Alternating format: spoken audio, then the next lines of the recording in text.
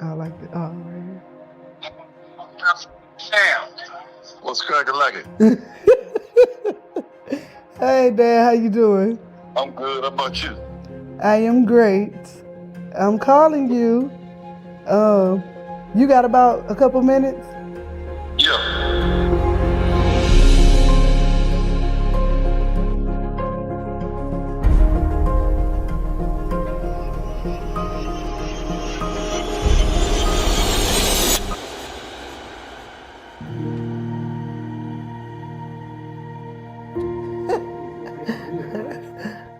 I'm Apollonia Williams.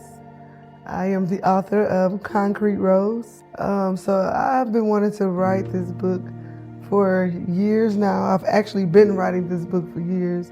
I have an excerpt in another book that I collaborated with years ago, about 4 or 5 years ago, and in that book I wrote a little bit about.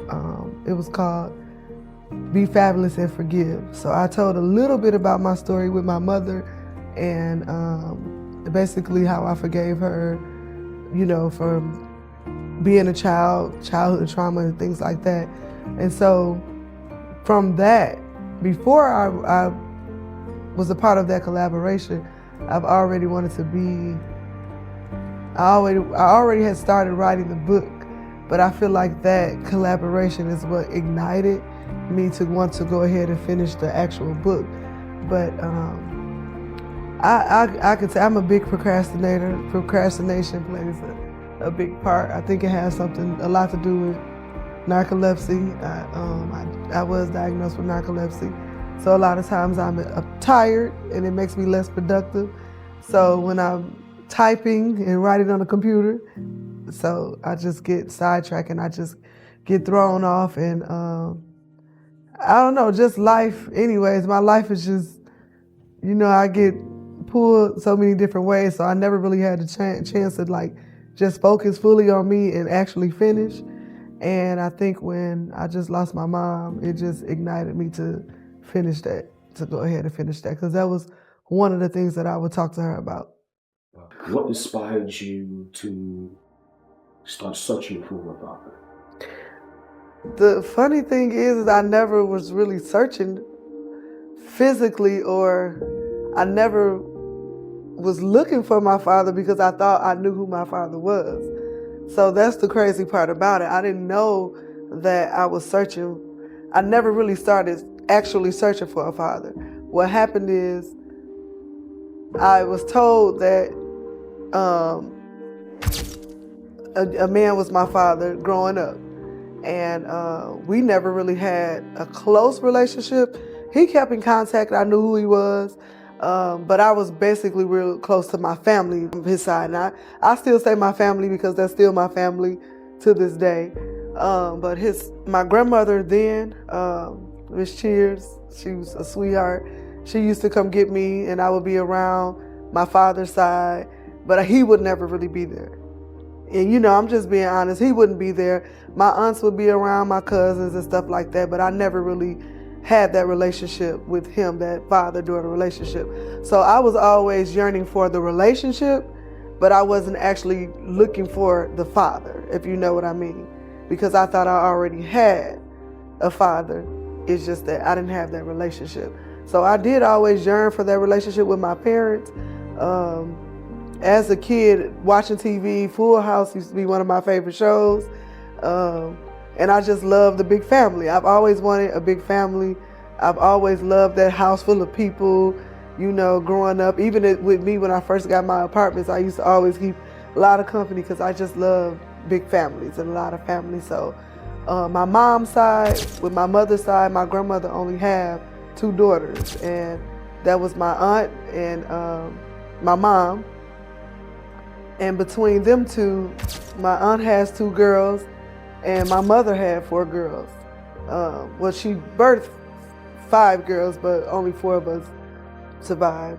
And it was really us. We were kind of close knit, and it was really us. Give or take a couple of cousins and stuff like that, because we do have a lot of cousins. We later found out when my grandmother actually she actually found her sisters and brothers as an adult. And so I kept that in mind as well when I did find out that there was a possibility that someone else could be my father. I did keep that in mind as well. But as far as the search, when I was about 16,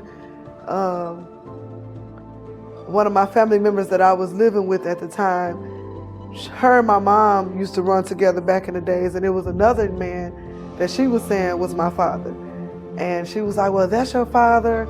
And when I had my son, everybody would say my son looked just like him. So now it's like this other man is my father. So I was about 16 around that time. She took me to his house to meet him. And he looked at me, and the funny thing is I have this, what people would call a booty in the chin, but I call it a dimple in my chin. And he has that too. Now my biological father, he has it too. So that was kind of like, okay, but he was light skinned. And so with his complexion, my son, when he came, he had a light complexion. And so everybody was like, oh, that's your father. Mimi looked just like him. My son was bow-legged a little bit. So everybody, now this became my father. And so with his children, I met a couple of his children. One of my sisters, Keisha, that's my sister still to this day. We already had like this relationship in school where she would call me her big sister, but that was our relationship. And so they introduced us. He was like, you have a sister, and he told me her name. And I'm like, I know Keisha. And so she came over. We introduced ourselves as sisters, so we began that relationship as sisters. And so now this is the second family, from the first family, but I never was public about it because, to be honest, it was always something, not with her, but I would feel something with him. I didn't really feel that instant connection. And I was trying to, because it's like, okay, well, he wants to be your father and he wants a relationship, because he would call, and he was trying to develop a relationship. And so, I don't know, it was just always something even missing with that. And like I said, growing up with my sisters and with everybody, it was just always something a little different about me. And it was just always something a little different about myself that I knew, I don't know, I was just a little different from everybody else. And not saying better than anybody or anything like that. I was just always a little more outgoing, a little more artistic, just a little more, just different, and I felt it. But I didn't feel it when I would interact with him. I didn't feel it. So, and then there was a time when I was married, and at that time, my ex-husband and I were planning to have an actual ceremony, and I asked him to walk me down the aisle, and he said he had to think about it. And that's when I was like, no, this wasn't, at the time I thought it was this was the second man that they told me was my father. And my mom, she never really said that he was actually my father, but she never did say he couldn't be. She just was like, not to put her business out, but so when I was talking to him and I asked him that, and he said he would have to think about it, it kind of made me feel a way like, that can't be my father, because no father would second guess that. That's something like a father's dream. So I started feeling a little way about that. I kind of distanced myself from him, but in my mind, that was still my dad. And like I said, me and my sister were still close. And so we kept that relationship on. So during this time, I was living away with my ex-husband. We fast forward, and now my son is big. I've had more kids and all of that. I'm divorced now, and I'm moving back home. And when I moved back home, my family, that's my biological family, I didn't know them, but we've always had some type of relationships and connections. So some of my cousins that's my age, we were friends during high school. And I remember one time we used to walk we call it walking across town. So like, where, I'll say where I live now, but where Highland Projects and stuff is now, you would call that walking across town, across that bridge. And before we walked across town, she was like, wait, I need to walk to my grandmother's house. And so I walked to her grandmother's house with her. We got there, and I sat on the porch. I went in, and she spoke and everything. Everybody was so nice. And then I came out and sat on the porch, waiting on her to come out of her grandmother's house, not knowing that was my grandmother. And this is like junior high school. So, like all of my cousins, it's so weird how we just already had like connections, but it wasn't family connections. It was just connections. Well, we didn't know that it was family connections. So later on down the line, what made me start to, with my biological father, now, my sister. I have a sister. My mom, I have 3 sisters from my mom's side. Now I have 6 sisters on my dad's side, but one of my sisters, we look so much alike. And we've been knowing each other since we were about 5 or 6 years old. We went to the same church. Growing up, her mom used to bring her. My grandmother used to send us. And everybody used to be like, are y'all related?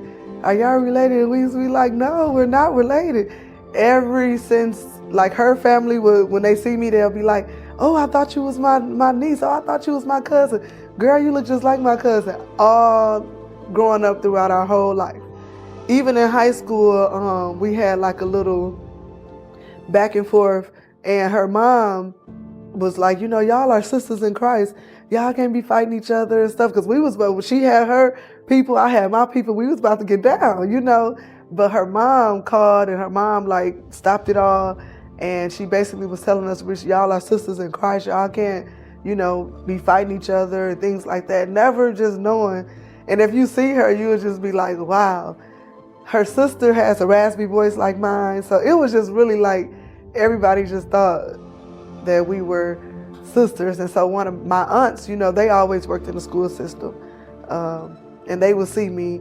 And my Aunt Retha, she would always, at the time, like I said, I didn't know she was my aunt. And I have to always say that because, it's just destiny. And so my Aunt Retha, she would see me in the hallway at the schools, and she'll look at me and she'll be like, oh, I thought you was my niece. Girl, you look just like my niece. And my other aunt, Aunt Diane, everybody know her. She's in the community a lot. She used to tell me the same thing every time she would see me. You look just like my niece. And I used to be like, everybody keeps saying that. And so growing up, even as an adult, because I didn't find out until I was 30 years old, my biological father. So even as an adult, when I would go in different stores, people would be, hey, June. And she said she would see people and they'd be like, hey, Apollonia. And so I got to the point where I just say, hey.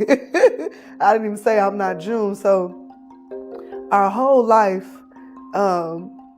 people have been asking, are you sisters? Are you sisters? No, we would say no. Everybody would say we acted like, our mannerisms, everything. So my cousin Corvita, she would throw a sleepover like once a year at her house. And like I said, I was friends with them, and a lot of our friends were acquainted and things like that. So we were just all in like the same circle anyways. And so one of the nights I just decided to go to the sleepover with one of my friends. So we went to the sleepover. As soon as I walked inside of the sleepover, this was a night, I'll say I had just moved back to Ben Harbor, like 2012. So my mom would, at the time, and when you read in the book, you will see how the relationship with my mom, how it just turned to where I feel like God, she wasn't there, she didn't raise me, but when I became an adult, she was there, and I feel like God had her in my life when she was supposed to be. I'm sorry. Because when I think about my adult life, my mama was everything. She had me spoiled as an adult.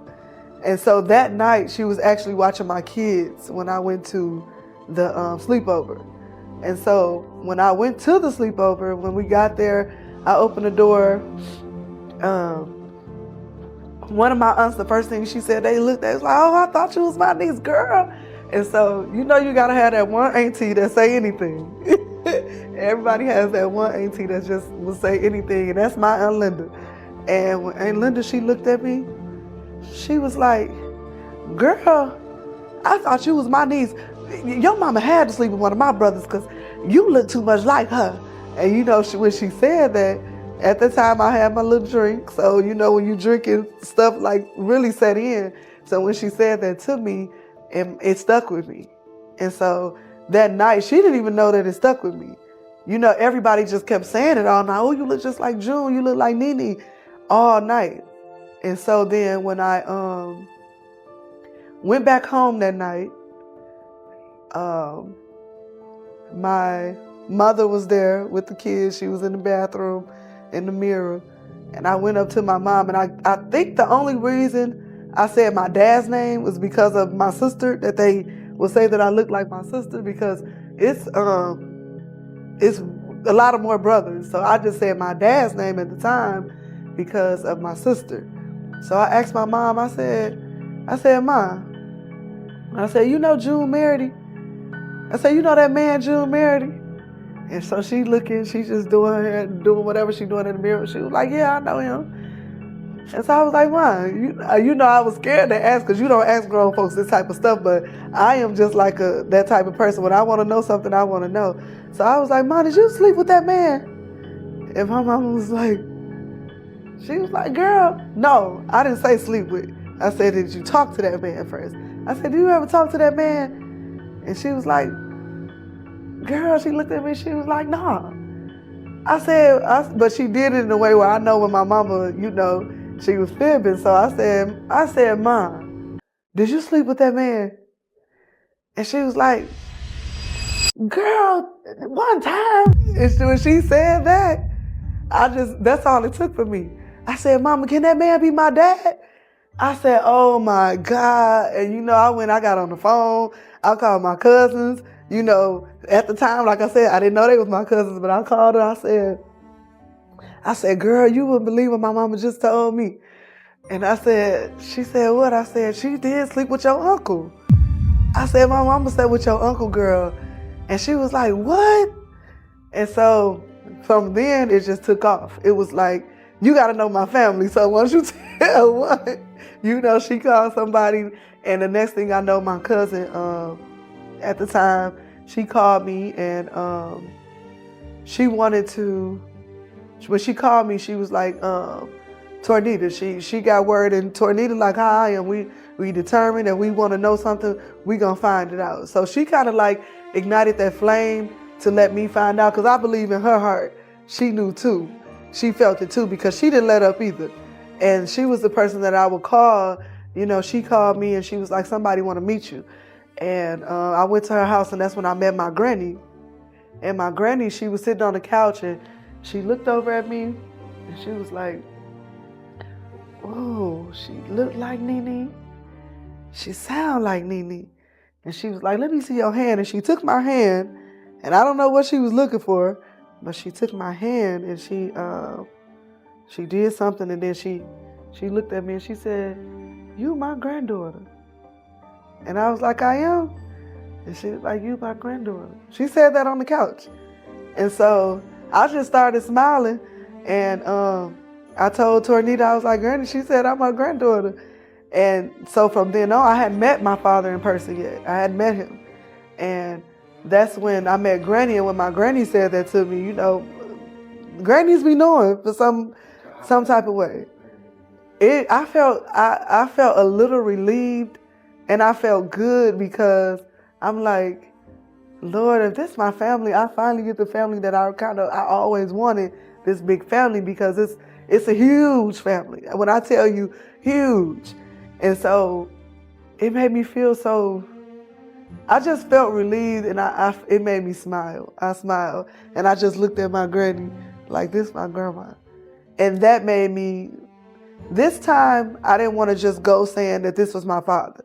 Like the last time when they came and told me the other guy was my father, I didn't want to just go with that, So time went past and I ended up calling him.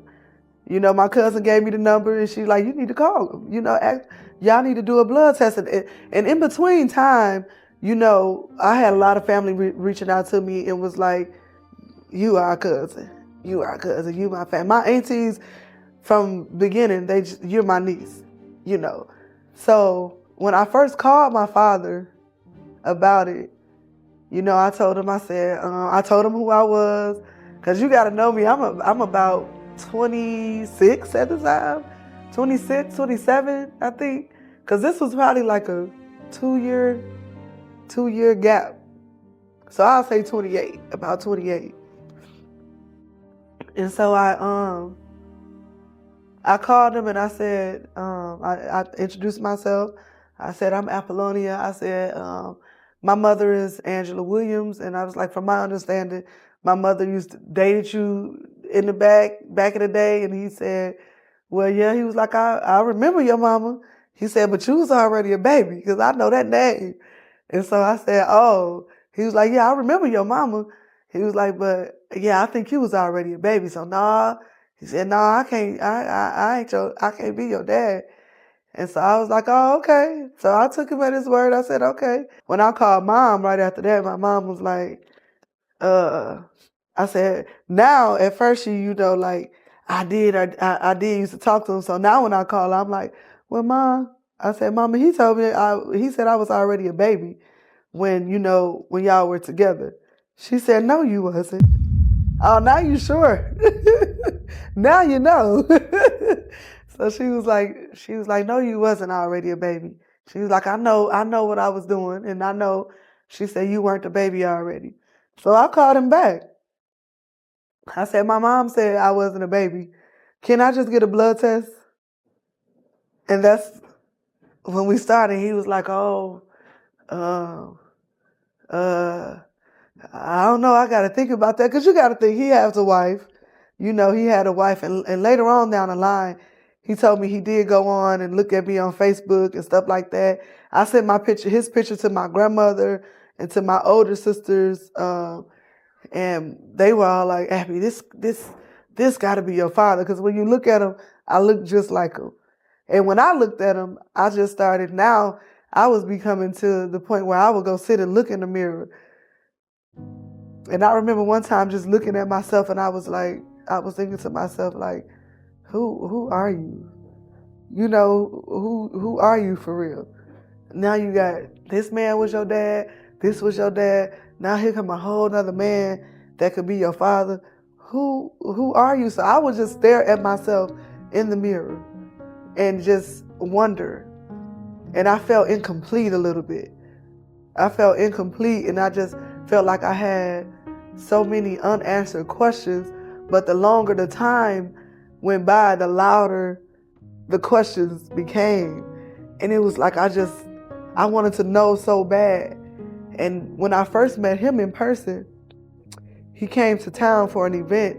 And Tornita, she called me. She was like, "There's somebody over here I want you to meet. Come over here." She like, "Come over here right now." So I come. She didn't even tell me.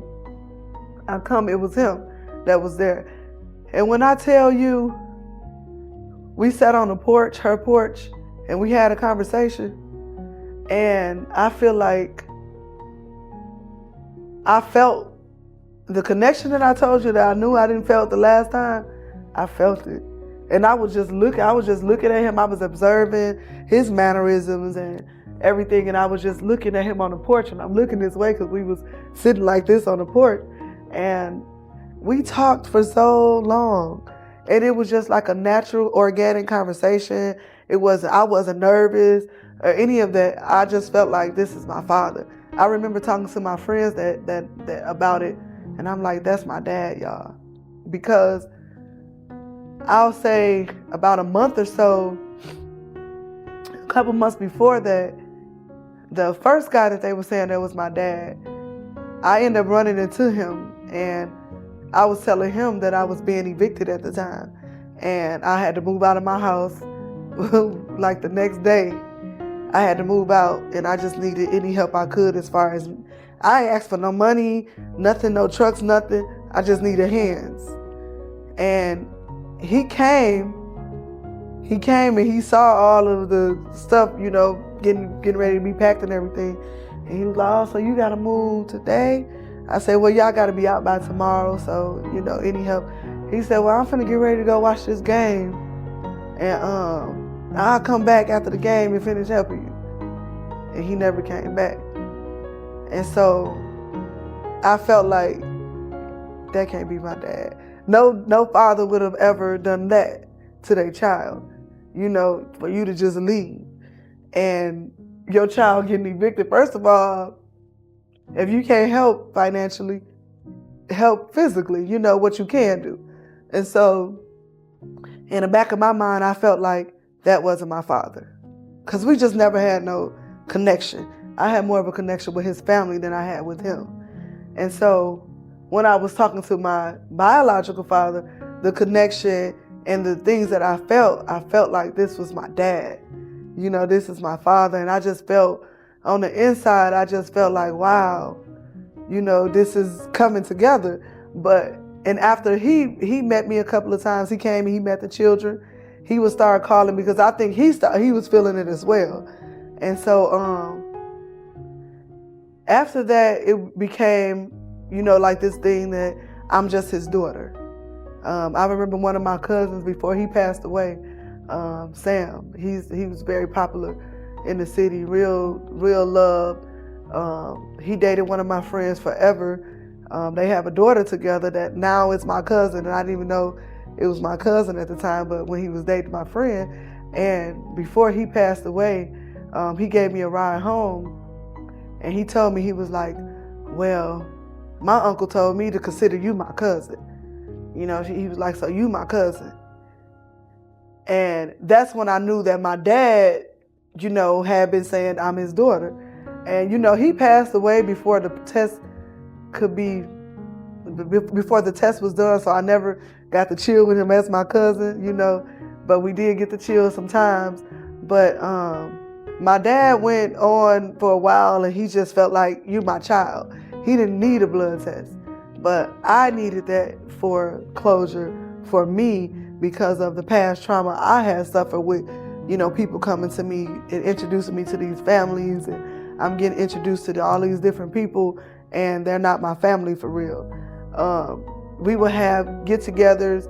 My family, they accepted me before any test, before anything. Like 98% of them. It was probably another 2%, you know, that didn't. Oh well. But they accepted me before the test. But when he finally agreed to take the test. Like I told you, I felt like a baby mama trying to get this test because I just needed that. Because I felt like I seen a lot of my questions had started being answered. It just really sealed the deal with a lot of things when I found out who my father was. And so just to go back to the initial, that's what made me wanted to have a blood test, but I wasn't actually searching. It was just destiny, how that happened. I didn't even know that my mom ever dated that man. I didn't even know half of the men, you know, I didn't know half of the situations that were going on.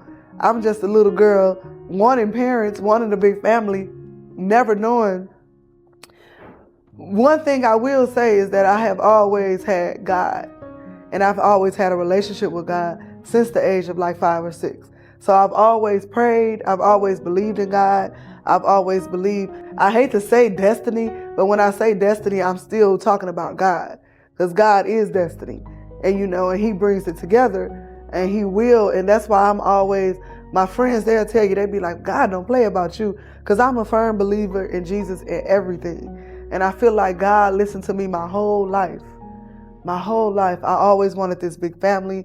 My whole life, I always wanted my mother, my father.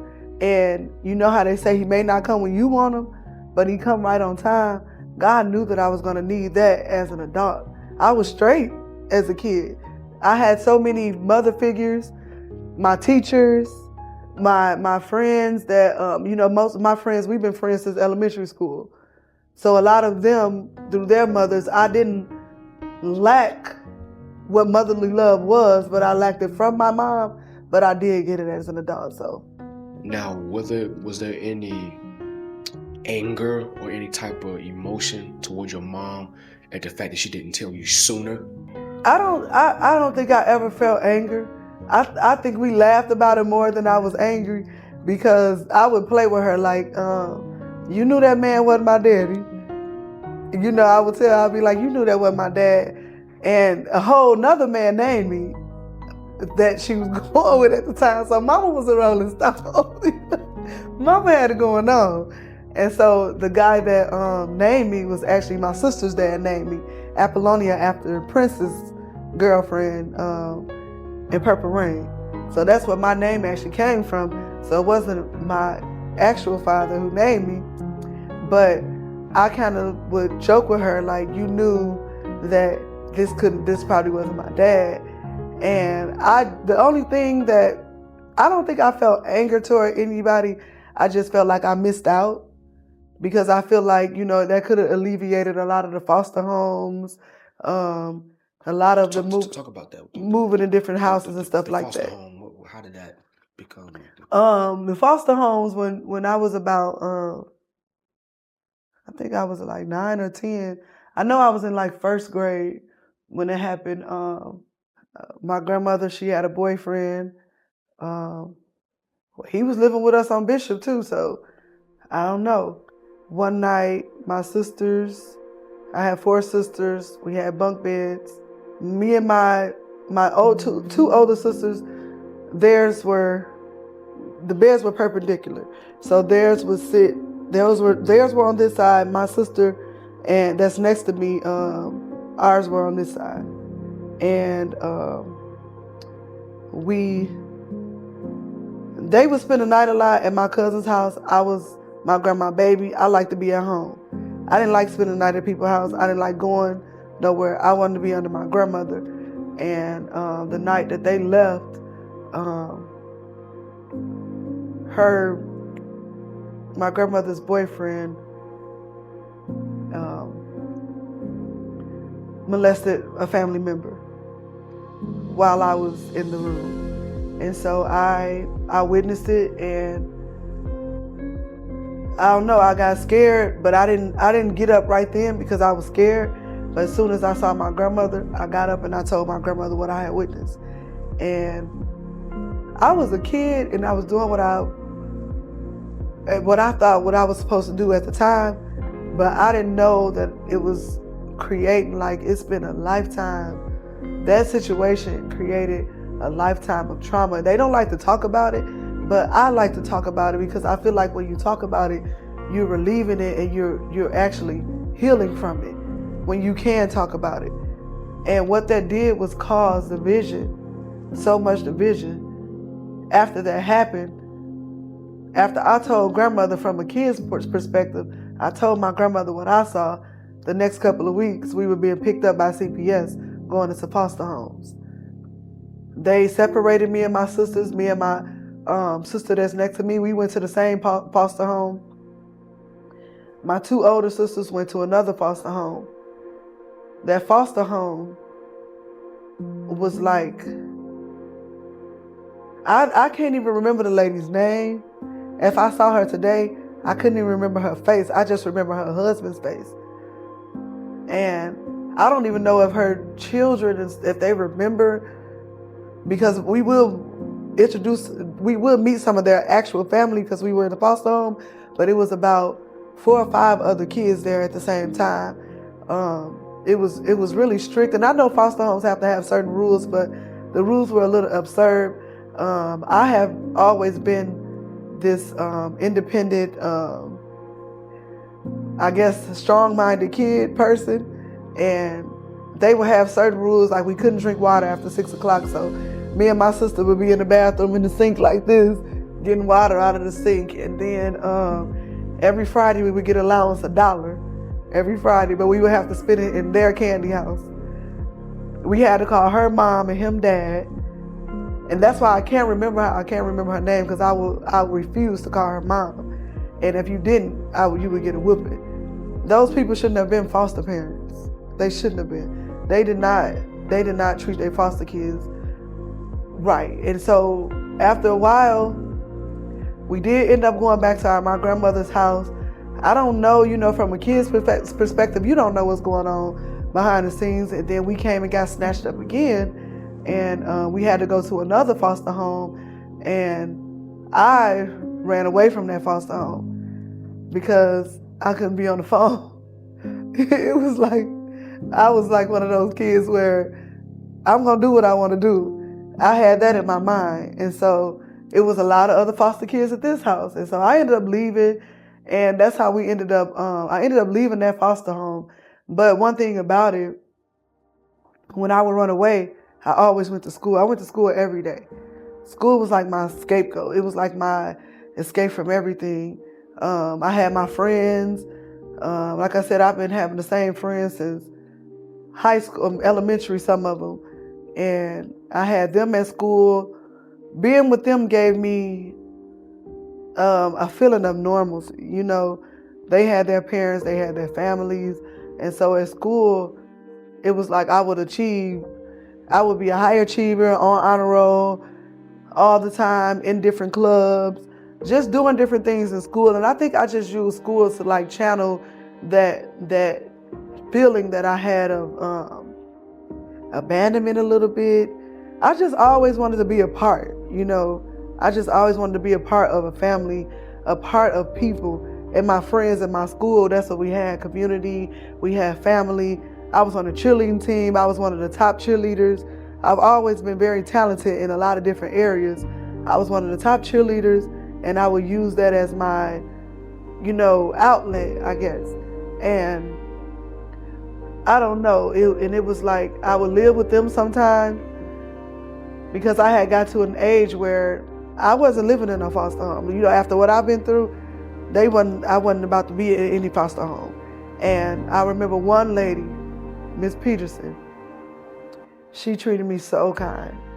And to this day, may she rest in peace, Miss Peterson had the sweetest heart. She tried so bad to like make me feel welcome, make me feel comfortable. Like her family was, like she had daughters that I would call my big sisters, and still to this day, regardless of whatever, they were like family to me. And that was like I'm glad that she was like the last foster home that I experienced, because she was what a foster mom should be like. She treated me like I was her own. She didn't treat me like I was a foster kid. I was getting older, turning into a teenager, wanted to hang out and stuff like that. So the only thing that went wrong with that is that I didn't want to follow rules, because I had started getting to the age where I felt like I wanted to do what I wanted to do. And I left and ended up moving with another family member, running away, CPS calling me. But they would always come to the school and find me. And they would be like, well, Appy, you got to go back to this foster home, to that foster home. And I was like, no, I'm fine where I'm at. And that's when I was living with my Aunt Darlene and my Uncle Brown. My cousin Zamora, she just said, you can come stay with us. You can come stay with us. You don't have to be out in the street. You don't have to be, living house to house. And so my grandmother at the time had moved out of town. And so when my grandmother moved, I didn't want to move because I didn't want to leave my school. So when she left, we were just here, and I ended up leaving and living with them like the latter part of my junior year, senior year. And my uncle, he told CPS, he said, she ain't got to go nowhere. So with everything that you've gone through, everything you have conquered, everything you have overcome, how did all these things shape your identity? Like I said, I've always been, inside of me, I know I've always been a peculiar person. Inside of myself, I always knew that I always kind of stand out, even to this day. And not to brag or anything like that. I'm saying this in a glorifying God type of way. I always attracted people. And people always, like, they would confide in me for some reason. I wouldn't even ask certain things, but they'll confide in me. And I always knew as a teenager, I've never been caught up in, oh, Appy told me you said this, or Appy said you said this. I've always been that person where I just knew certain things you just don't share. So I've always been a people person. I've always just been different. Even when I did projects in high school, we had to do projects. My teacher would always say like, wow, how did you think of this? And my English teacher, Miss McCree, you got to know Miss McCree, she's so funny. But she's been an English teacher at Ben Harbor High School for years, and she was my creative writing teacher, actually. And in her class, I had to write something, and she came back to me when she gave me my paper. She was like, you are so smart and so creative. You just talk too much. And it stuck with me because I did used to talk too much, and I'm still long-winded. I love to talk. I always have. And so I just always been who I am, regardless of, you will have some people who will grow up the way I grew up, with all these different people, living with different people and stuff like that. And it's like they'll try to adapt to who that person is. And I've always just been myself. And that's one thing my mom has in her. She's always been Ann, no matter what. And I got that. I got that right from my mama. It don't matter if the Obamas was in here, if I was in hiding projects, I'm gonna be Apollonia in every aspect, wherever I am. And I think that's what I already had my identity, but I felt like I was just always searching for something, some type of completion.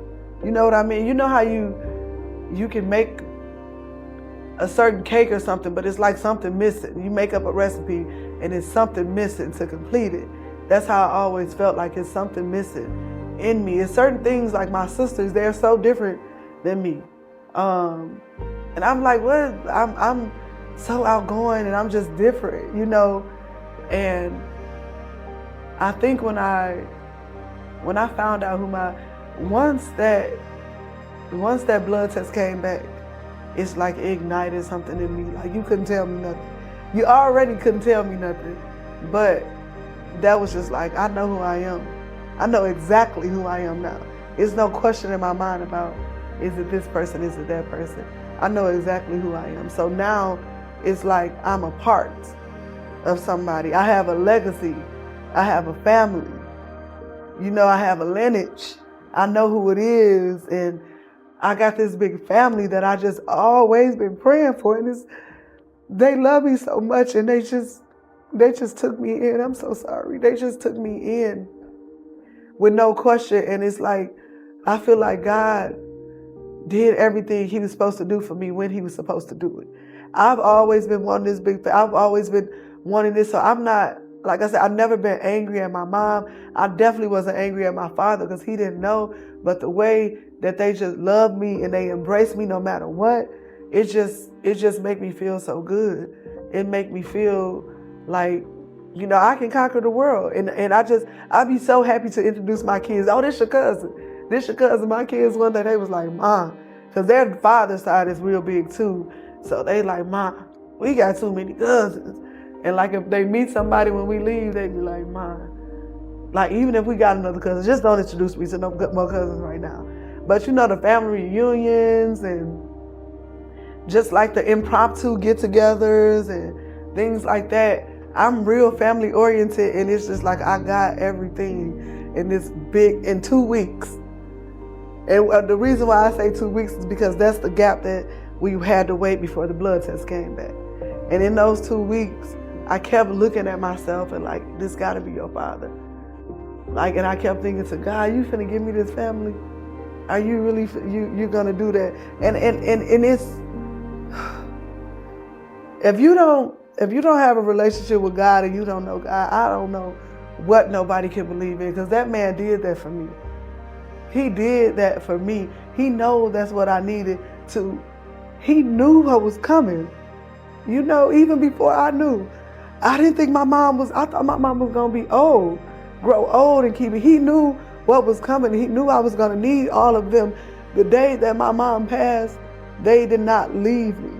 My dad and his wife came and spent his anniversary, their wedding anniversary, here at my mom's service and stayed the whole day with me, didn't leave, and made sure I was all right. Right now, my dad, he's calling, making sure I'm all right.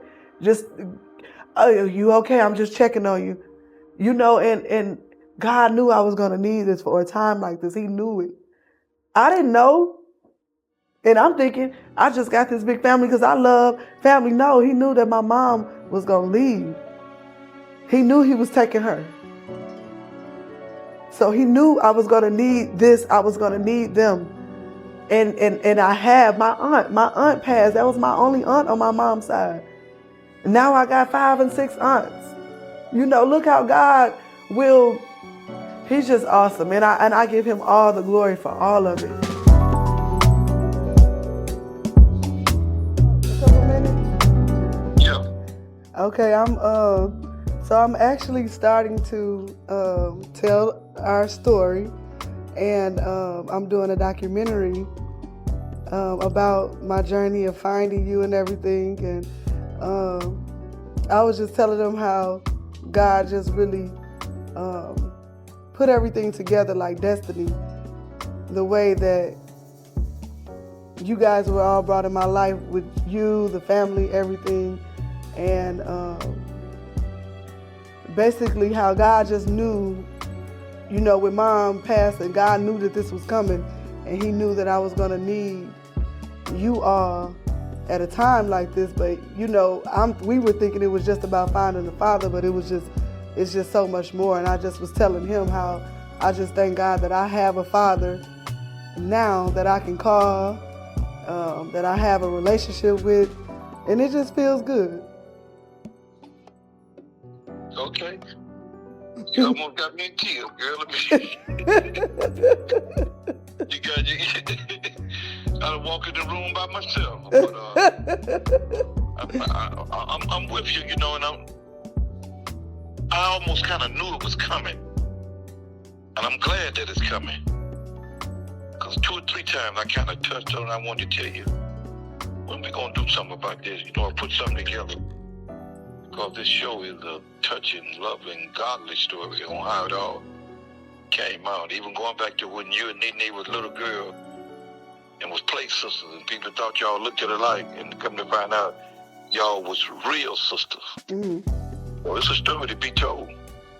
Yeah. And I'm going to let you tell it. I'm going to let you tell it.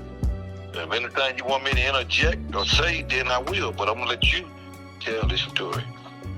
I who can tell it better than you, you know? Yeah. I got a few things I can throw in too. So before I met you, I saw you, and you told me to go on your page and pull that picture up. The picture was laying on my table, and I walked through. I said, "What these picture doing on the table?" And they said, "There ain't nothing neat there." I said, "Bullshit, it is." I went back and looked. She said, "No, that's that girl." I said, "What?" I never forget that. It's like it was yesterday. I said, "Oh shit." But yeah, so you know, and so and Father, not like I denied you all them years. I just didn't know. yeah. You didn't know. I didn't know. You know. Yeah, and that's what I was saying. I'm not angry at you or nobody, because it's not like you knew and you wasn't. We didn't know, so. Right, we didn't know, but once we found out, everything was full forward then. Yep. Yep. Family, they embrace you with open arms, and you embraced them too. Yep, I love my family. They're my blessings. And they love you too. We get on each other's nerves sometimes, but we is the biggest blessing. They get on mine too, and I get on theirs. Well, I love you. Concrete Rose. So I first heard it through Tupac. That was my initial. It didn't resonate, when I first heard it. But like I told you, I've been writing this book and preparing for this book for years, but I could never think of a title. Because it's like, I'm like, okay, I want to write about my life, but now I want to write about my journey finding my father. But then I'm thinking to myself, that's the same thing, so you got to think of a concrete, you got to think about the concrete. When people look at concrete, you think a flower can't come out of concrete. You looking at concrete like it's all bad. And so like I said, a lot of people look at me as wondering, how did she come out of all that? How are you still making it? Your mom passed, how are you still smiling? How are you still decorating? How are you still doing this and your mom just passed? How are you still doing? Even after that, my engine went out on my truck, lost my phone. After that, all these things that's happened to me. How are you still smiling? How are you still going? Because roses can come out of concrete. So with me not having a father, with me not having my parents, my mother, growing up, now I have them in a time when God, I still got to experience my mom and my father. With a concrete rose, it just shows your resilience. It shows God's mercy and grace over your life, what he can do if you just stay on the path and keep believing in him even through the storm. And so with him, I'm a concrete rose. Now, how I remember, so my cousin was having a little get together and we all had to write nice things to each other.